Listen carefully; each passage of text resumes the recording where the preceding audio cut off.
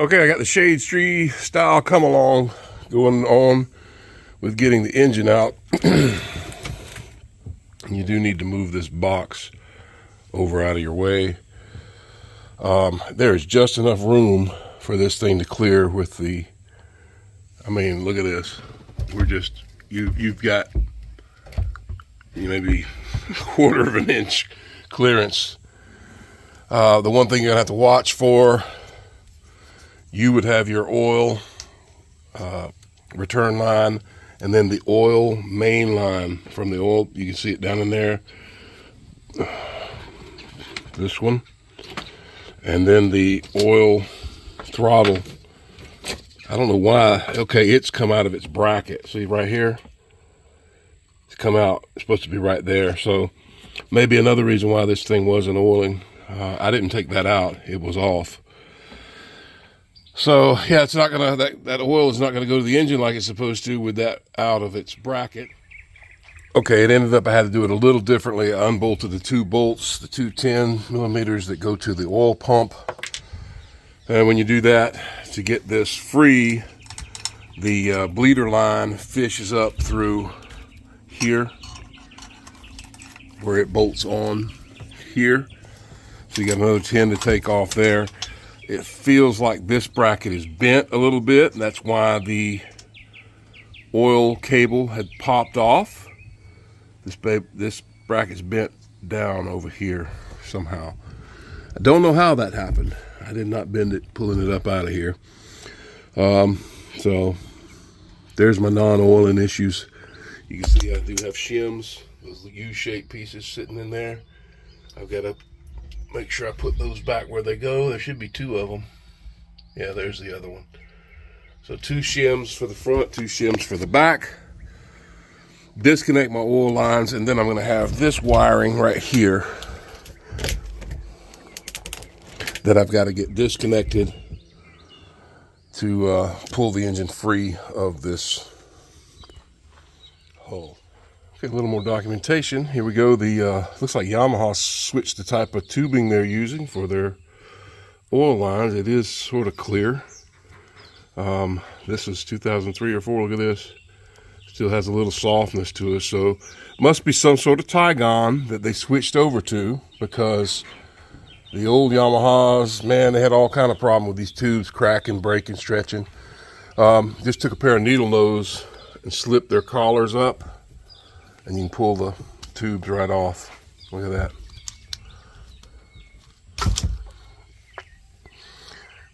And try to be mindful. I don't know how much it matters, but of which tube goes where on your oil pump. Which tube goes where. You know, I don't know that it absolutely matters, but certainly it does for the return. I don't know about oiling of the cylinders, whether it matters, whether they all get the same amount of pressure, da-da-da. I don't know, but just to keep things straight, I will try to keep them where they were. All right, I got to cut a couple of tie wraps. Trying to figure out, this looks like some sort of temp sensor for the head or something that's mounted in the #1 cylinder here.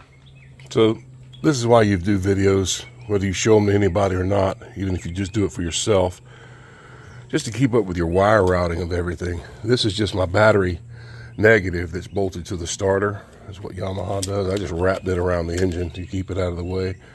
But I wanted to make note of, you know, where to put this back. You know, it goes under these two. You've got another one here. Your tie wraps go on too. Tie wrapping everything down to put it back the way it was, so you don't run stuff in a crazy manner.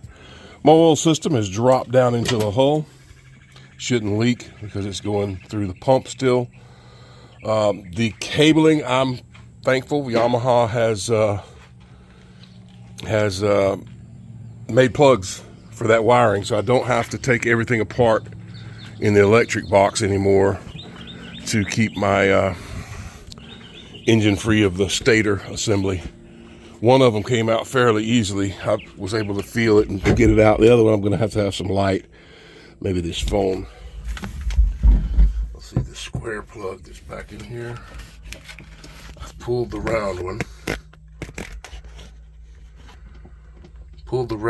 I've got that square one to pull. Looks like a tab right there on that side to push or pull out, and it'll pop loose. So one round, one square. The wiring harness that runs into your stator. There are 3 wires, not 2. I only saw 2. It's a thing you can't see in here. This is kind of looking upside down, and I've got those 2 loose. I've got to get this one loose. Let's see if I can see, because I can see much better with the phone. There's the tab right there on the bottom. Push that in and it should pull off. So there you go, 3 tabs, and all of your electronics for your stator are out. Wouldn't hurt to put you a little dielectric grease or something in there when you go back together, help waterproof them. But there's no water in these, so maybe this ski never got sunk, which is good news. All right, with that, I should be free to pull the engine up and out. Now, of course, you want to be careful when you do this that you're not pinching wires against the hull and are about to break anything. So just ease it and kind of steer it with one hand and crank it with the other if you're like me and you're having to do this redneck style lift outs. Really, I could be back just a little bit more to facilitate this a little bit better, but I think I can do it from here. All right, that's about all she wrote for the lift I'm going to get.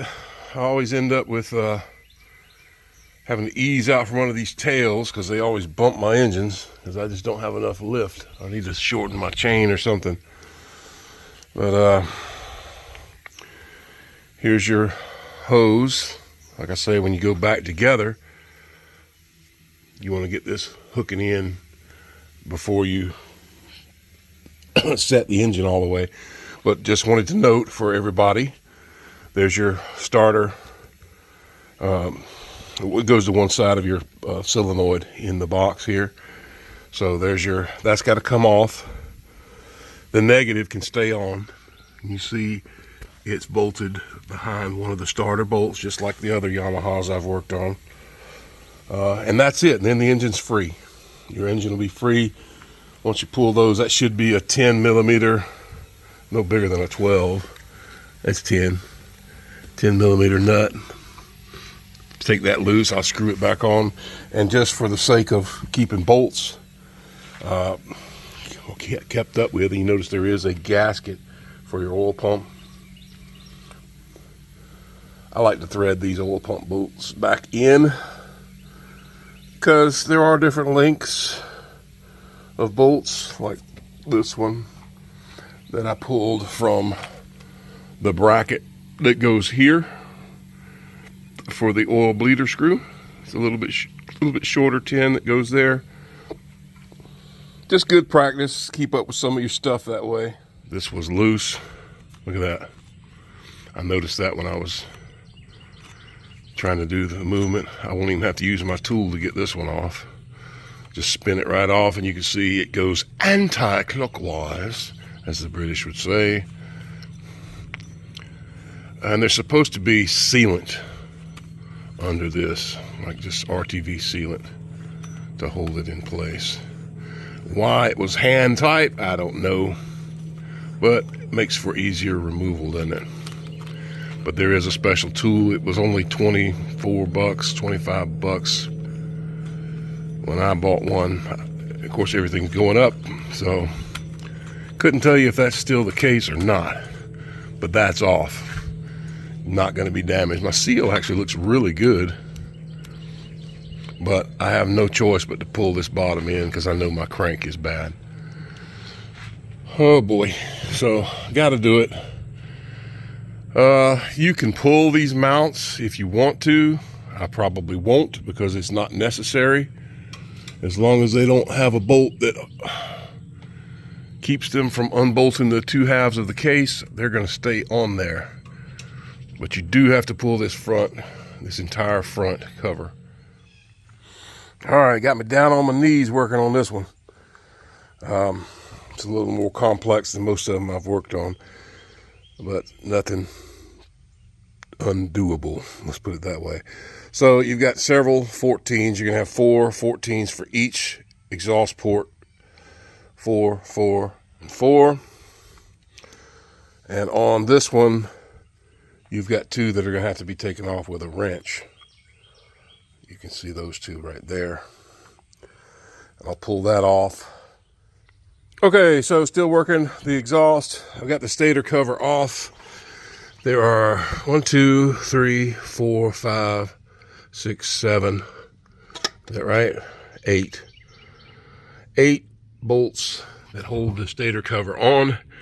Beautiful inside there. Really nice looking heavy duty stator they put on there. 2 of them are hidden down in here. I didn't see those right off the bat. They're 3 different length bolts, though, guys, that are coming off of the stator cover. There's these long ones like this. Most of them are this intermediate size, but there's one bolt that's shorter than the rest of them. See that? That one? And the reason it's shorter is because it goes through right here, and there's not as much metal that it goes through. So the rest of them are all going to be pretty standard. You've got longer ones that go through in where the metal is thicker. So be mindful of which bolts you put back where, because it's going to make a difference. So stator's off. Okay, in order to pull the jugs individually, these have all got to come off. So I can pull these. Oh, let's see, is that right? Oh, there we go. Look at that, how that popped off so easy. That's why you put that upgraded kit on there, so you don't mess with that. You look at that, there's supposed to be a clip or something that keeps it from doing that. Let's see if the other one will do the same thing. Oh, there we go. They sell an upgrade kit for this. The other ones I've had to deal with, I guess you don't have to pull the rings unless you're actually pulling the power valves out, which you have to do. That plastic piece is just a spacer that's supposed to keep you from being able to do what I just did, just slip them right off. Wave Eater makes a clip kit that puts a spring on this, a little bit upgraded, a little bit nicer, so that it wouldn't be so easy to snatch that piece off like I just did. So 12 millimeters, 2 12s. I can pull the starter, make it lighter. 4 14s on each of the jugs, straight up and down, and the jugs will slip right out the top. Okay, the jug bolts are all pulled. They're stamped with the number 8 on all of them. And they don't have, let's see, the other bolts I pulled. See how they've got this little lip? Your jug bolts don't have that lip, okay? They're gonna be the same length as some of those bolts for the exhaust and for the front cover, jug bolts, but they do not have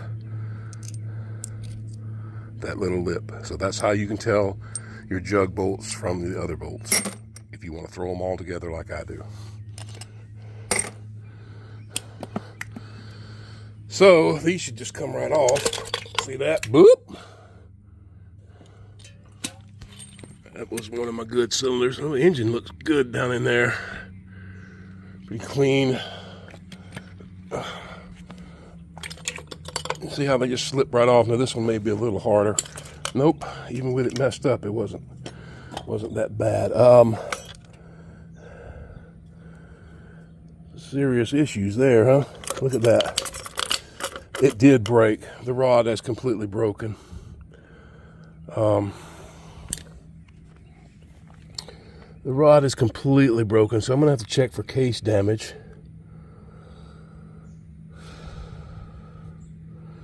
It wasn't obvious, but I'm definitely going to have to check for case damage. All right, I've taken out my clips, removed all the pistons. Of course, the one was in really bad shape with zero oil, just done for. That cylinder's done for. This one, you can feel the scarring with your nail, so I guess it wasn't far from having issues. That was the middle cylinder. This is the third.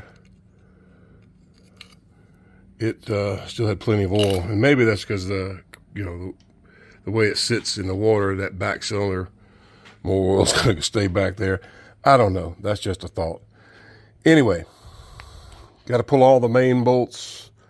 They're all 12 millimeter, 4, 8, 12, 16 mains, and then all your little side. Well, here's another one that's got to go. I think that's going to be a 12 also. So that would be 17 12 millimeter bolts. But this isn't one of your main. That's just a structural thing, keeping the cases together. Keep in mind, I've already had one of the alignment pins loose. Yamaha, the pins are easy to pull. I mean, since I've turned this upside down, some more may fall out on this table. But then you got all these 10s, 2, 4, 6, 7, 8, 9, 10. 10 millimeters. I'll have the cases apart. Luckily, it looks like my bottom end is okay, but I will take it out and hold it up to the sunlight and check for cracks and all that sort of thing in the bottom end. Look at this wonderfulness. Watch this. It's the first one of these I've seen that you can do that with. See how nice and greased up that thing is? So that if it gets any water on it, it doesn't rust up. That's kind of nice. It's the only one of these I've seen with the flywheel. You can remove the Bendix. Cool. So much for little pleasures. All right, got to get this off. All the bolts are removed. Pop the cases, but I want to get this first before I pop the cases. And this takes a regular puller, if I remember correctly. It's got the 3 bolts. Just one of those Harbor Freight or a standard puller for this one. You ain't got to buy a specialty tool like you do with the Kawasaki. So there's your puller set up on there. This puller does have a flat side and a not so flat side. You want the flat side out where your bolt heads are going against.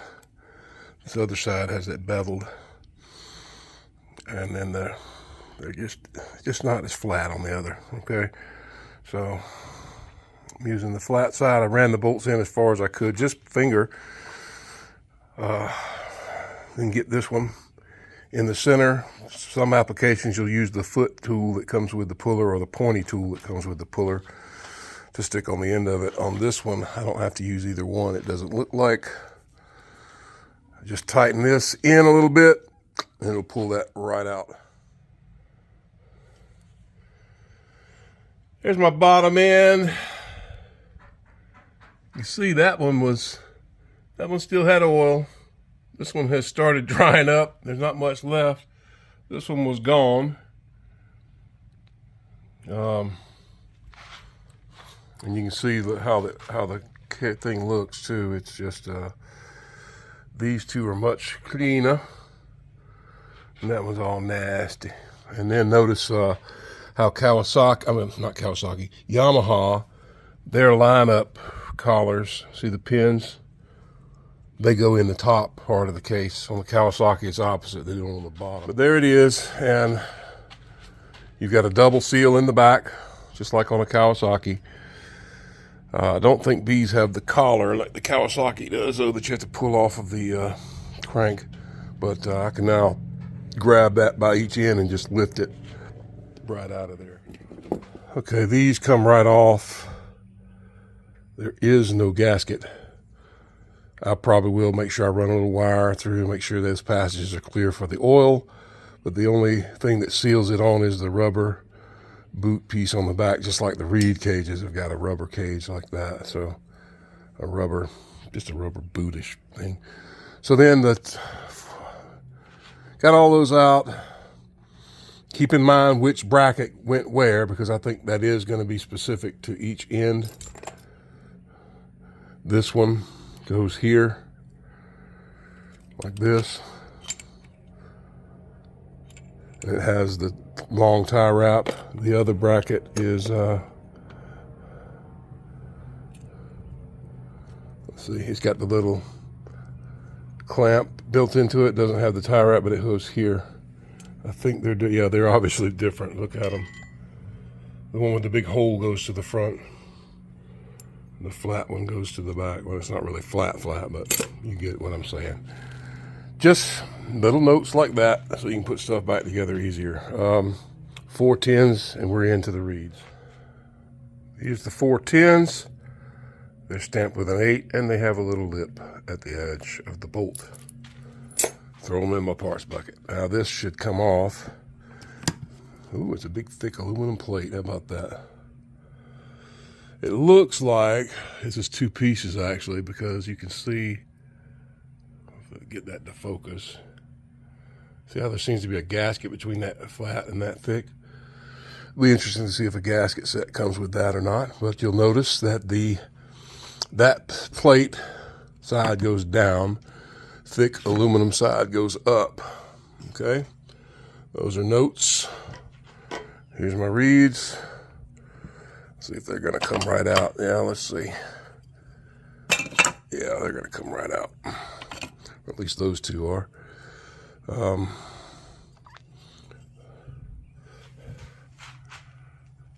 No light shining through. And what I'm talking about, that is where they close onto the rubber piece. You don't want them poking up or warped or bent up. Well, I can't really do it and video it. Well, let's see, I'll crack that one open. See how there's light coming through there now? And you can see through it. Now you can't. They are closed, looking good. There's not a specific cylinder that each one has to go on or anything. Either one will go on either cylinder. And you'll notice it does not appear to be any kind of gasket putting it onto here, other than it uses the rubber off of the reed itself. Now, you could, if you're worried about vacuum leaks, I guess you could run a very thin bead of RTV on this, let it dry, then put it back on, if you were worried about it, which I worry about stuff like that. There we go, there's the last one. That's the one off of the bad cylinder. See, even it looks okay. You just want to make sure there's no chips. I'll clean them up and make sure, for absolute sure, because there's a piece of something sitting right there. See that? Piece of metal. But you don't want any chips or cracks. If they're chipped or cracked, you got to replace them. I don't know how many hours you're supposed to run these before you replace them. I guess best practice would be go ahead and buy new ones. But the things are so ridiculously expensive. If mine look good, I'm not replacing them. That's just me. You'd have to make your own decision about that. Also, one last thing on this teardown. I'm